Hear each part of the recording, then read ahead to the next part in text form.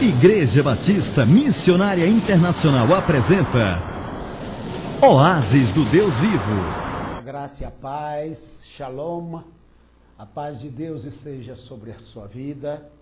Este é o programa Oásis do Deus Vivo, um programa que tem a finalidade de levar uma palavra ao seu coração. Este programa, ele leva até você o Evangelho, que é o poder de Deus para a salvação de todo aquele que crê. Então, abra o seu coração e ouça, porque estaremos levando a você, nesta hora, uma palavra muito forte.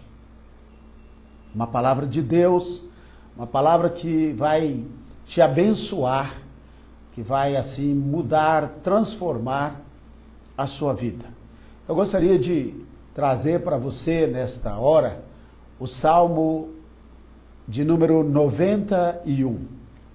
Você pode dizer, pastor, eu conheço este salmo, como conheço também o salmo de número 23, o salmo 1 e outros salmos. Mas eu também conheço, e não somente você, mas outros conhecem. Mas o mais importante não é conhecer o Salmo 91, mas o Deus do Salmo 91, o Deus do Salmo 23 e assim por diante. E também conhecê-lo, não somente na memória, no intelecto, conhecê-lo apenas na teologia, no comentário de rodapé da Bíblia, mas por experiência. Eu gostaria de ler talvez o primeiro versículo e possivelmente nós iremos ficar só no primeiro e no segundo versículo. E se for da vontade do Senhor, se Ele assim nos dirigir, nós iremos continuá-lo. Se não, o Senhor irá nos direcionar ou nos direcionará numa outra oportunidade. O Salmo de número 91 diz o seguinte: aquele que habita no esconderijo do Altíssimo, à sombra do Onipotente. Essa palavra onipotente pode ser traduzida como o Todo-Poderoso. Então, aquele que habita no esconderijo do Altíssimo, à sombra do Todo-Poderoso, descansará. Interessante. Eu estudei esse salmo com a igreja no domingo pela manhã e compartilhamos novamente à noite na ordenação de uma irmã em Cristo, a missionária, serva de Deus, e eu pedi a direção do Senhor e o Senhor me confirmou em cima desta palavra. E o Salmo de número 91 é o Salmo do homem que tem uma aliança fechada com Deus. Esse Salmo é um Salmo que promete tanto que nós ficamos até constrangidos de ver o quanto que a Bíblia promete-nos e o quanto nós temos falta. Parece que há um desencontro. Eu preciso de Deus, preciso da sua bênção, eu quero ser abençoado, Ele quer me abençoar, mas isso não acontece. O que está acontecendo? O que acontece é que esse salmo é o salmo do homem, da mulher, daquele ou daqueles que fizeram uma aliança com Deus. É o salmo da aliança. Esse salmo, certamente escrito por Moisés, só pode ser, porque esse salmo é o salmo do deserto. Isto é, esse salmo foi escrito da saída do Egito até a entrada da terra prometida. Esse salmo cobre um período de 40 anos. É o salmo da promessa, isto é, a Bíblia fala daqueles que realmente vão sair fora do programa de Deus e vão caminhar por caminhos árduos. Alguns retornam, outros não.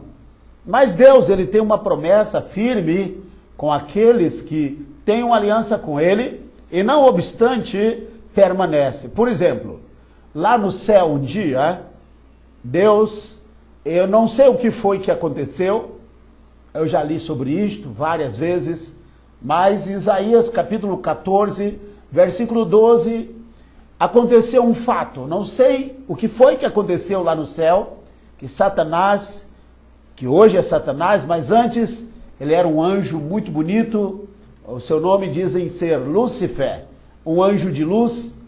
Ele se revoltou contra Deus. Eu não sei se ele discordou com Deus em alguma coisa, mas alguns dizem que ele olhou para o espelho, assim, trazendo assim para explicar, e ele chegou à conclusão que ele era bom demais e que ele não deveria ficar mais debaixo, sob a orientação e a cobertura de Deus. E que ele era bom demais, ele pregava muito bem, ele era muito eloquente, ele era muito sábio, e ele era muito capaz, e ele não iria ficar mais debaixo da cobertura divina. Então, nós não sabemos o que foi que aconteceu. Mas Isaías 14, 12 a 14 diz que ele falou o seguinte: subirei aos céus, acima das mais altas nuvens, acima das mais altas estrelas, isso é, dos anjos, estrelas aí são anjos poderosos, guardiões do céu. Ele diz: subirei e serei semelhante ao Altíssimo. Isso é Deus, o Senhor é grande, o Senhor é poderoso, mas eu sou bom também. E eu, em outras palavras, trazendo para a nossa realidade, não é? Eu quero a minha igreja. Eu vou abrir a minha igreja. Então hoje nós sabemos que Satanás, ele tem a igreja dele. Os satanistas espalhados no Brasil e trabalhando para o reino das trevas, e 1/3 dos anjos, porque 1/3 dos anjos caiu com Lúcifer, e a Bíblia diz que ele caiu em desgraça, e esses anjos que caíram com ele estão condenados para o lago de fogo e enxofre. A Bíblia diz que o lago de fogo e enxofre foi criado para Satanás e os seus demônios. Então, o plano de Deus, o propósito de Deus era um. Então, Lúcifer, ele não ficou neste plano de Deus, ele não permaneceu. Mas a Bíblia fala dos anjos eleitos. Quem são os anjos eleitos? São aqueles anjos que permaneceram, que ficaram na presença de Deus e não se rebelaram contra Deus. Isto é, 2/3 dos anjos. 1/3 caiu. A Bíblia diz em Apocalipse, capítulo 12, que Satanás, a antiga serpente, o dragão, arrastou após si 1/3 dos anjos do céu. Ali está fazendo uma referência à queda no passado, quando o diabo se levantou contra Deus e arrastou 1/3 dos anjos. Ele fez reuniões, ele fez todo tipo de instruções, ele fez a cabeça de 1/3. Ele queria os anjos do céu todo, ele queria todos os anjos do céu, mas ele não conseguiu 2/3 dos anjos. Esses anjos todos ficaram fiéis, mas apenas 1/3 caiu em desgraça e seguiu a Lúcifer. Então, nós sabemos que hoje há muita rebeldia. Rebeldia é feitiçaria. Eu digo sempre que não existe razão para um homem dividir uma igreja, para se levantar contra um líder, para se levantar contra um sacerdote e dividir uma igreja, criar um outro trabalho. Nós vemos isso que na nossa cidade está cheio de igrejas divididas, O pastor está lá trabalhando, levanta um líder e divide, faz a cabeça de pessoas inexperientes, pessoas que não conhecem a palavra de Deus, pessoas rasas na palavra, e apresenta o erro do sacerdote, alguma falha. Não existe justificativa para a rebeldia. E uma pessoa que se rebela contra o reino de Deus, que divide uma igreja, ele nunca vai ter paz no seu coração. Primeiro, ele sabe que aquilo que ele tem não foi fruto de esforço, de trabalho, de dedicação. Segundo, ele semeou e colheu em fundamento alheio. E em terceiro lugar, a rebeldia é uma colheita que nunca cessa.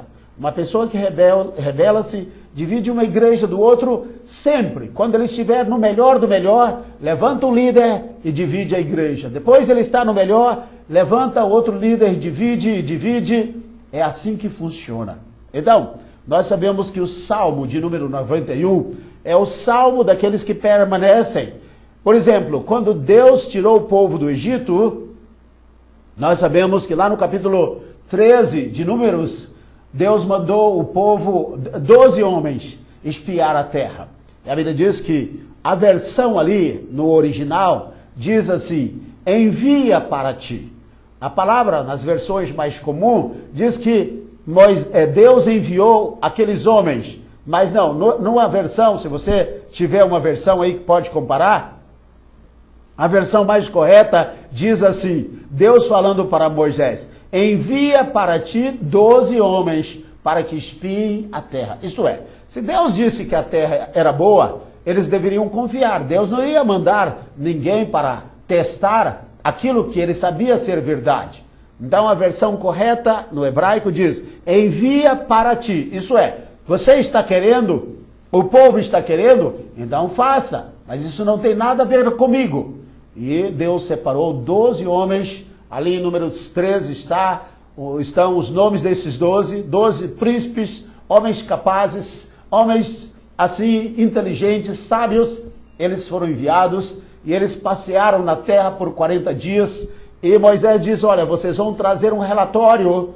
E nós sabemos que aqueles homens viram uma terra, a população, as cidades, e colheram o fruto da terra, e trouxeram um relatório, depois de algum tempo, aqueles 12, e disseram, a terra é boa, as cidades são fortificadas, eles foram falando boa coisa da terra e tal, mas eles colocaram mais na frente, dizendo, mas, porém, contudo, não obstante, nós vimos lá os filhos de Enac, isto é, os gigantes, e eles passaram por nós, não nos reconheceram, mas olharam para nós e como que dissessem assim, olha que gafanhotos pequenininhos, será que a gente pode esmagá-los agora ou depois?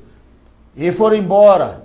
E aqueles homens de Israel se sentiram tão pequenos que disseram, olha, nós sentimos como gafanhotos, assim, aos olhos daqueles homens, daqueles gigantes, e também aos nossos olhos. Nós nos sentimos tão pequenos. Isso é, os gigantes olharam para eles e desprezaram. Mas eles também se sentiram como se fossem tão pequenos, não obstante saberem que Deus de Abraão, de Isaac e de Israel, estava com eles. Então, por causa deste pecado, no capítulo 13, Deus disse, porque o povo estava já na entrada da terra prometida, e o Senhor disse, olha, vocês não vão entrar na terra prometida.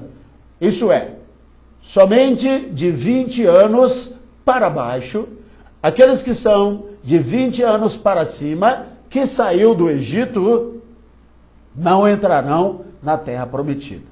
E Deus fez com que o povo andasse pelo deserto por 40 anos, até que aquela geração idosa, acima de 20 anos, caísse e fosse sepultada no deserto.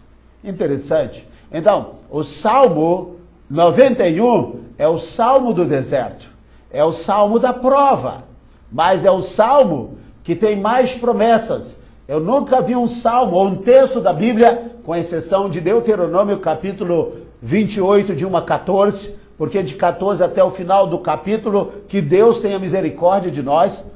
Então, de 28, de 1 a 14, é o texto que mais tem promessas. E no Salmo de número 91 também, porque é um salmo muito forte. Isto é, são tantas as promessas que Deus faz. Por quê? São promessas que são feitas para o homem que está em aliança com Deus. Por quê? São homens que realmente escolheram permanecerem fiéis a Deus. Hoje é muito fácil correr da guerra, hoje é muito fácil fazer a cabeça das pessoas, hoje é muito fácil dividir uma igreja e fundar uma igreja nova com membros, com rebanhos dos outros, mas isso não traz nenhuma glória para o nome de Deus. O Brasil está cheio disso, a nossa cidade, o nosso estado, o mundo está cheio disso. E aqueles que realmente fazem isto, e aqueles que seguem os que fazem isto, são pessoas que vão chorar muito, porque esse é um fruto, é uma semente que nunca para de colher. Sempre o rebelde, aquele que se entra na rebelião como Absalão, sempre vai colher o fruto da rebelião. Quando o povo saiu do Egito, o povo saiu de sob a proteção de Faraó. Eu estava na Turquia uma vez e conhecendo as igrejas do Apocalipse, capítulo 2 e 3, pelo menos os lugares onde aquelas igrejas existiram. E ali, aquele homem, o Cicerone, aquele chamado Morer Derer, o instrutor de caminho, que nós chamamos de guia, ele estava falando para a gente que Faraó quer dizer casa grande.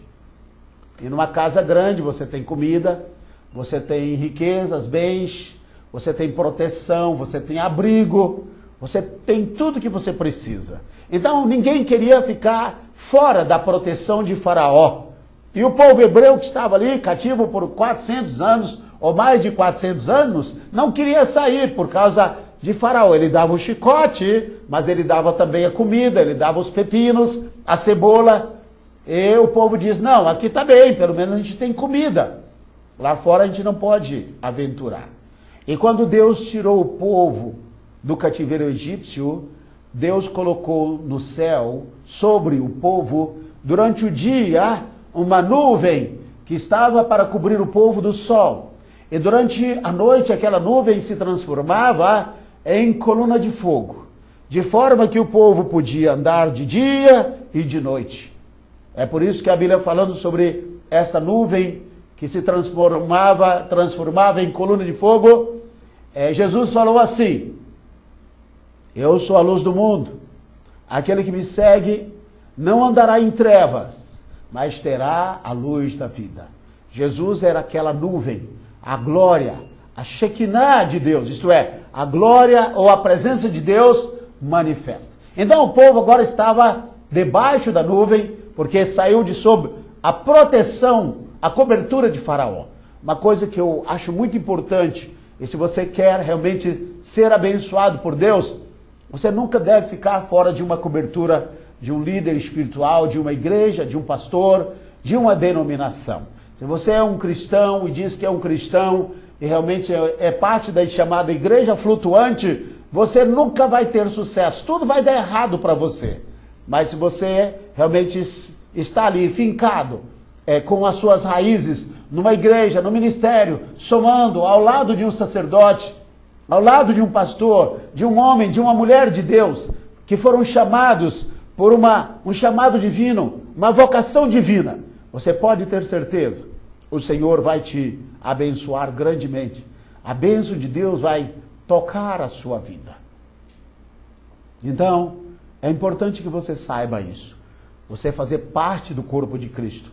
Você está na casa de Deus. E você está ligado. Isto é, quando você participa da ceia do Senhor, que você congrega numa igreja, no ministério, você está debaixo de uma cobertura, de uma sombra, de uma proteção, de um cajado, debaixo de uma cobertura espiritual. Isso é muito importante. Nenhum cristão sobrevive sem isto. Então pense nisto, porque Deus tirou o povo. Quando você saiu do Egito, você saiu do mundo de sob a proteção do diabo e seus anjos, Deus te colocou numa igreja, no ministério, para que você somasse, para que você estivesse ali, para que você congregasse, não para que você ficasse sozinho e isolado, senão você fica totalmente desprotegido.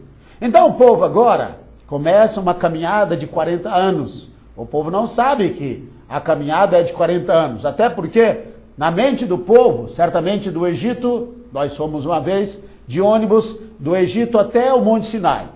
Nós saímos de Cairo uma certa vez e depois de rodarmos ali um pouquinho por Cairo, conhecermos alguns lugares importantes, nós saímos cedinho do Egito e chegamos de Cairo e chegamos até o Monte Sinai. Então saímos do Cairo, e capital do Egito, e fomos até o Monte Sinai. Nós levamos o dia todo, saímos de manhã e chegamos à tarde, já estava anoitecendo no Monte Sinai. Então dormimos no Monte Sinai, subimos ao Monte Sinai, no outro dia nós viajamos de madrugada do Monte Sinai para a terra prometida, isso é, para Israel. E nosso destino era chegarmos até a Galileia. Então nós saímos do Monte Sinai, novamente No outro dia, pela manhã, bem cedinho, e viajamos o dia todo. Passamos pelos limites, pelas bordas do Egito com Israel, entramos em Israel e chegamos na Galileia, era mais ou menos 8 da noite. Então, para você ver, é muito chão, é muita estrada. Debaixo de um calor, ônibus tinha ar-condicionado, mas debaixo de um calor pesado. Eu dizendo assim, puxa, aquele povo com mulher, criança, animais, patrimônios, bens, tanta coisa que tinha que levar, gado, aquele povo andava no chamado Passo do Gado. Se fossem direto de onde estavam, ou de onde estava o povo, para a Terra Prometida, certamente nós diríamos que levariam 3 meses. 3 meses no Passo do Gado. 3 meses. E o povo agora, quando chega no limite, Deus disse, vocês murmuraram, vocês pecaram, vocês infamaram a terra, não acreditaram no meu poder. E naquele momento, Josué e Caleb se levantam, apenas 2 dos 12, os fiéis, permanecem e dizem, não, nós vamos subir, o Senhor está conosco, nós vamos tomar posse da terra, a terra é nossa, os gigantes serão vencidos. Mas o povo queria apedrejar a Josué e Caleb, tanto é que dos de 25 anos para cima, somente 2, Josué e Caleb, entraram na terra prometida, mas ninguém entrou na terra prometida. Então nós estamos vendo como Deus traz o julgamento. E o povo que deveria gastar apenas 3 meses, estourando 4 meses, um tempo demorado, 4 meses, mas faria em 3 meses. O povo levou 40 anos. Você pode ver isto em Números capítulo 13 e Números 14. Então, quando o povo saiu do Egito, o povo entrou sob a nuvem, a Shekinah, a glória de Deus. Então, aquele povo que estava no deserto, que estava ali na poeira, que estava na terra, caminhando, eles estavam se sentindo como se estivessem em Nova York hoje, ou no Canadá, ou no lugar mais lindo, ou no lugar, numa praia gostosa, num lugar fresco, porque aquele povo estava protegido. Deus colocou um tabernáculo, Deus colocou uma proteção sobre aquele povo, de modo que aquele povo podia caminhar de dia e de noite, sem cansar. Deuteronômio capítulo 29 diz o seguinte, que a glória do Senhor era tão grande, que as roupas não envelheceram e os sapatos não rasgaram. Então o sapato não envelheceu no pé, a roupa não rasgou. Eu já ouvi teólogos, homens de Deus, afirmarem que a mesma roupa que um homem saiu do Egito, entrou na terra prometida, aqueles jovens, porque diziam que à medida que cresciam, o sapato crescia no pé, à medida que a roupa que ele crescia, a roupa crescia no corpo. Ah, pastor, mas eu não creio nisso, problema seu, eu acredito. A Bíblia fala de coisas muito mais difíceis, por exemplo, todos os dias Deus sustentou aquele povo com maná. Aquele povo comia pão do céu todos os dias. Isso que é difícil de acreditar. Mas Deus fez isso. Então o Salmo de número 91 é o Salmo da proteção divina. Eu perguntei à igreja, domingo pela manhã, qual é o melhor lugar que existe para você? Então eu vou fazer essa pergunta para você agora. Claro, não vou poder esperar você pensar para responder, porque aqui eu tenho um tempo limitado. Mas qual é o melhor lugar? Alguns poderão dizer assim, a minha casa. Outros podem dizer, a minha mesa cheia de comida é o meu melhor lugar. Outros vão dizer, pastor, o meu melhor lugar é a minha cama quando eu estou com sono. O meu melhor lugar é o meu escritório, meu trabalho. Você errou. E errou feio. A Bíblia diz o seguinte, aquele que habita no esconderijo do Altíssimo. O melhor lugar para o cristão é no esconderijo do Altíssimo. Os anjos que ficaram, que permaneceram, que poderiam se rebelar, tanto quanto os demais que caíram, eles permaneceram lá. Eles ficaram no esconderijo do Altíssimo. E estão lá até hoje. Nós iremos conhecer esses anjos. Quem for para o inferno e for para o lago de fogo, vai conhecer o diabo e seus anjos. Um terço dos anjos que caiu. Você vai vê-los lá no lago de fogo. Ok? Você vai conhecê-los. Mas se você vai para o céu, tem aliança com Deus, você será apresentado. Deus vai dizer, olha, esses são os anjos que tiveram a chance de pecar, de cair em desgraça, mas escolheram seguir a Deus, permanecerem no céu. Então ele diz o seguinte, o esconderijo do Altíssimo. Quando Deus mandou Noé construir uma arca, disse para que todo homem entrasse na arca. Mas nem todos quiseram entrar na arca.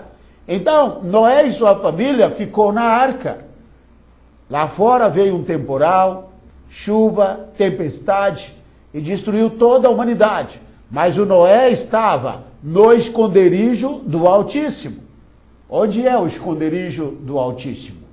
O esconderijo do Altíssimo, o esconderijo do Altíssimo para a sua vida, é a vontade de Deus para a sua vida.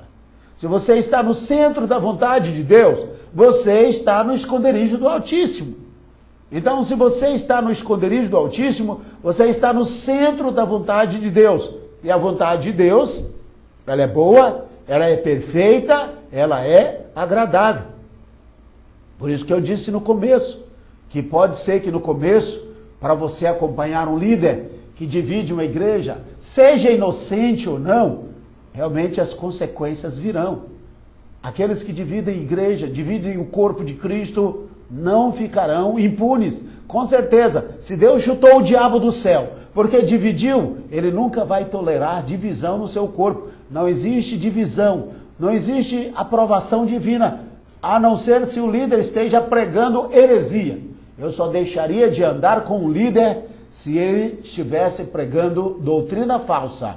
Fala, olha, aí não dá para andar juntos, porque você está pregando algo que não está na palavra de Deus. Mas fora disto, não existe aprovação para a divisão do corpo de Cristo. Nós vemos que o Absalão, filho de Davi, ele se levantou contra Davi e ele caiu prostrado. Ele morreu no campo de batalha, porque ele saiu do esconderijo do Altíssimo. Mas Davi ficou e ele permaneceu. Então, eu não sei o que o diabo está falando à sua mente, ao seu coração. Eu não sei o que o inimigo está colocando na sua mente, mas uma coisa eu sei, você não deve sair do centro da vontade de Deus. Uma certa vez, um casal chamado Adão e Eva, os nossos pais terrenos, estava o casal no Jardim do Éden, no melhor lugar que Deus criou. Lugar lindo, lugar muito especial, onde havia uma presença muito grande, a presença de Deus. E Deus vinha falar com Adão todos os dias, na viração do dia, para instruí-lo, para fazer um discipulado com ele. Mas um dia veio um visitante indesejável, Satanás, ele encarnou-se na serpente. Nós falamos que o primeiro médium foi a serpente e o primeiro guia foi Satanás. E ele enganou a Eva, enganou a Adão, nossos pais, e eles foram expulsos do paraíso. E depois queriam voltar e não conseguiram. Quando você sai da vontade de Deus, do plano do Senhor, você começa a perder a paz. A primeira coisa que você começa a perder é a paz. Você continua pregando, mas não tem paz. Você come, mas não tem paz. Tem dinheiro no banco, mas você não tem paz. Depois as coisas começam a dar erradas, porque você está fora da vontade de Deus. E você persiste fora da vontade de Deus. E você continua andando, você não volta. E no futuro entra no seu coração um desejo de voltar, um desejo de consertar, um desejo de mudar, de voltar para aquilo que nós dissemos, para o esconderijo do Altíssimo. Mas a essas alturas, por causa da rebeldia, Satanás já liberou, já enviou um espírito de orgulho, de altivez, de soberba, que já entrou no coração do homem. e ele morre fora da vontade de Deus e não consegue voltar. Pastor, mas eu vou ser salvo. Sim, você vai ser salvo porque você tem aliança com Deus, mas você vai deixar de cumprir o propósito que Deus tem na sua vida. É por isso que você vai ver aí muitos líderes sofrendo, muitos líderes que terminam em cima de uma cama, na miséria, que terminam assim debaixo de uma maldição. Por quê? Faz um mapeamento espiritual. Foram pessoas que saíram do centro da vontade de Deus.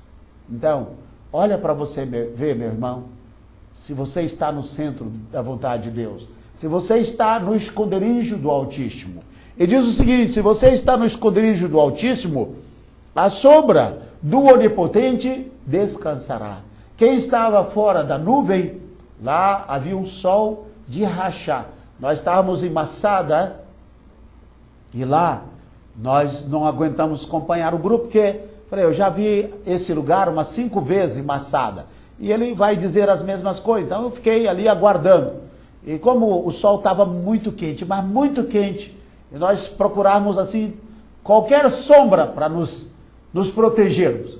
E eu lembrava assim, puxa, eu tenho essa sombra e daqui eu posso pegar o bonde e voltar para o ônibus, mas e o povo no deserto? Se Deus tirasse aquela nuvem de sobre a cabeça daquele povo, aquele povo morria num só dia de insolação. Há muitos morrendo porque estão fora do propósito, porque estão fora da vontade. E quando você está fora da vontade, você está fora da sombra, você está fora do esconderijo, a sua oração nem é respondida, porque o que você tem que fazer, em vez de orar e clamar a Deus, é fazer meia volta e voltar para o centro da vontade de Deus. Deus quer te abençoar, Deus quer fazer algo grande na sua vida, mas você tem que estar sob o esconderijo, a sombra do Onipotente. Você tem que estar no esconderijo do Altíssimo. É o melhor lugar. Quando você está no esconderijo do Altíssimo, 1000 cairão ao teu lado, 10.000 à tua direita, mas tu não serás atingido. São promessas tão fortes. Olha o que ele diz aqui, no versículo 91, no Salmo 91, estamos lendo no versículo 2. Se você está no esconderijo do Altíssimo, se você está debaixo da sombra do Onipotente, então você descansará. Hoje nós vemos tantas pessoas atribuladas, inquietas, ansiosas, perdidas, porque você não sabe descansar em Deus, porque debaixo da nuvem há descanso, no esconderijo do Altíssimo há descanso, e para isso você tem que conhecer a Deus, e para conhecer a Deus você tem que fazer uma aliança fechada com Ele. E ele diz o seguinte: você vai dizer, se você está no esconderijo do Altíssimo, se você está debaixo da sombra do Onipotente, olha que você vai dizer com confiança: direi do Senhor, Ele é o meu Deus. Que maravilha! Ele é o meu Deus. Isso é uma confissão. Davi diz: o Senhor é o nosso Deus e Ele será o nosso Deus para sempre. Ele diz assim: Ele é o meu Deus, Ele é o meu refúgio. Olha que coisa interessante. Além de Deus, Ele é refúgio. E hoje o que mais precisamos é de refúgio. Um grande temporal se aproxima, mas Deus vai ter misericórdia daqueles que estão debaixo da sombra do Onipotente. Ele é o meu Deus, Ele é o meu refúgio, Ele é a minha fortaleza. Fortaleza é para você esconder quando o inimigo vem te atacar. E você vai dizer: porque Ele é meu Deus, Ele é o meu Deus, porque Ele é o meu refúgio, porque Ele é a minha fortaleza. Você vai dizer com convicção, a sua fé não será abalada. Você vai dizer: nele confiarei. Isso é, eu colocarei a minha confiança por completa no Senhor. É muito importante isto. Uma certa vez, Deus disse para Elias, no capítulo 17, do primeiro livro dos Reis, dizendo: Elias, haverá uma grande seca, 3 anos e meio sem chuva. Profetize. E ele profetizou, não sabendo que a seca iria atingi-lo também. Mas Deus disse, você estará debaixo do meu esconderijo. Deus deu orientação para Elias e disse, você vai para o ribeiro de Querite e você fica lá. Eu vou enviar os corvos, eles vão trazer para você todo dia pão e carne. Você faz um sanduíche, come e você bebe da água do ribeiro. Então Elias diz, olha, para quem está morrendo de fome lá fora, eu vou comer pão e carne e água fresca. Não preciso de mais. Estávamos uma certa vez no Monte Carmelo e alguém disse, olha, lá embaixo, de longe, observem. E ele nos mostrou aonde seria o ribeiro de Querite, algo muito especial. Nós vimos ali o lugar que possivelmente o profeta Elias ficou. A Bíblia diz que depois de algum tempo, o ribeiro secou, não tinha mais água, os corvos não trouxeram mais pão e carne para Elias, e ele ficou assim sem saber o que fazer, mas ele estava no esconderijo do Altíssimo. Então veio a palavra do Senhor, e diz assim, olha, você vai sair agora do ribeiro de Querite, os corvos não vão trazer mais pão e carne para você, e você vai para Serepta, e lá eu vou levantar uma viúva, alguém para te sustentar. E Deus disse, vai lá, lá vai ser o meu esconderijo para você.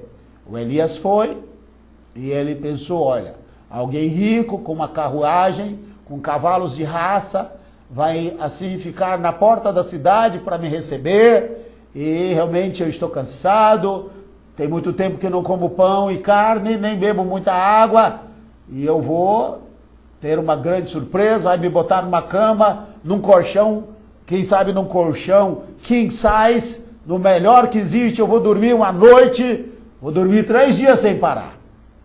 Só que quando ele entra na cidade, ele vê uma senhora magra, catando uns gravetos. Ela disse, a senhora pode me dar água, por favor? Ela diz, um pouco de água eu tenho.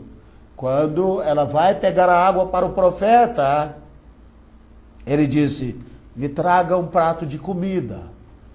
Ela disse, meu senhor, pelo seu Deus, eu não tenho mais nada o que comer. Eu só tenho um punhado de farinha e azeite, alguma coisa, e estou procurando, catando, juntando esses gravetos para fazer a última refeição. Meu filho e eu vamos comer e depois vamos morrer de fome. Aí o Elias diz assim, assim diz o Senhor, faça primeiro um bocado de pão, dá-me para que eu coma, traga água também, não vai faltar azeite, não vai faltar farinha, não vai faltar comida na sua casa. Por quê? Porque Elias estava no centro da vontade de Deus.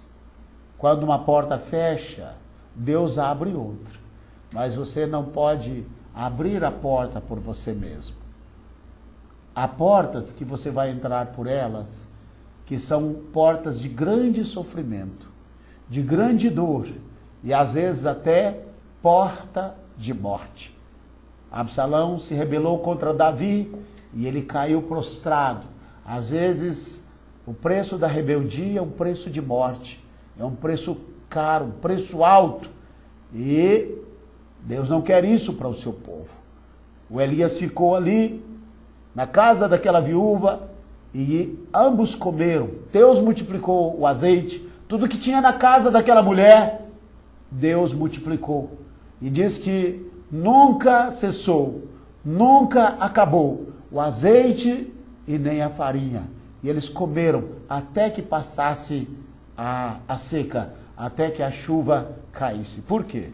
Ele estava no esconderijo do Altíssimo.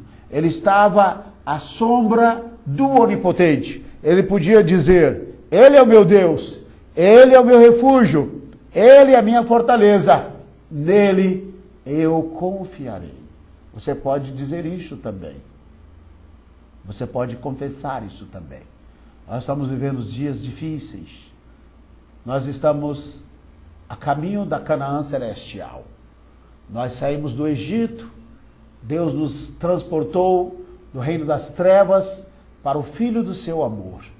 Deus nos tirou do Egito, do mundo das trevas, das mãos de Faraó, Satanás, o diabo, e agora ele nos leva para a terra prometida. Mas eu e você precisamos andar, enquanto estivermos aqui debaixo da nuvem, debaixo da coluna de fogo. Isso você não vai encontrar em literatura secular, em literatura evangélica, porque você vai só saber e conhecer isso na literatura judaica, através dos rabinos, homens de Deus, homens que têm uma revelação do Deus de Abraão, de Isaac e de Jacó. Eles dizem que quando o povo tinha um caminho, porque a Bíblia diz o seguinte: quando a nuvem parava, o povo parava e se acampava. Quando a nuvem se levantava, Moisés entendia que a jornada começava. Eles que estavam acampados, eles agora tinham que começar a caminhada.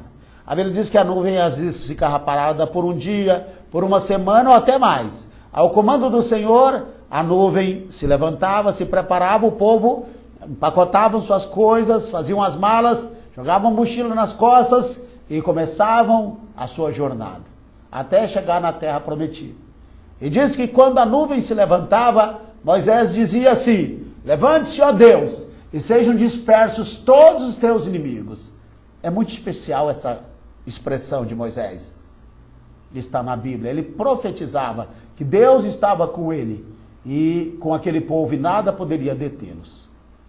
Quando o povo ia, avançava, a arca ia à frente, a nuvem estava por cima. Se era noite, era coluna de fogo. Quando a arca avançava, se o povo tinha de passar e era um vale, eles dizem que o vale aplanava e um caminho se abria. Deus mandava sua patrola à frente e o caminho, ao vale juntava e fazia um caminho para o povo passar. Se Deus dizia, o caminho é por aqui, e havia uma montanha na frente, a montanha saía do lugar e o povo passava e depois a montanha voltava para o lugar. Alguém disse: pastor, isso é loucura. Não é não, porque você sabe que um dia a arca fez com que o Jordão abrisse. A Bíblia diz que, em primeiro lugar, o Mar Vermelho se abriu. Se o Mar Vermelho se abre, a montanha sai da frente e o vale se aplana. E se o Mar Vermelho se abre e também o Jordão se abre, transbordando em todas as suas ribanceiras, Deus pode fazer qualquer milagre. Deus pode fazer qualquer coisa.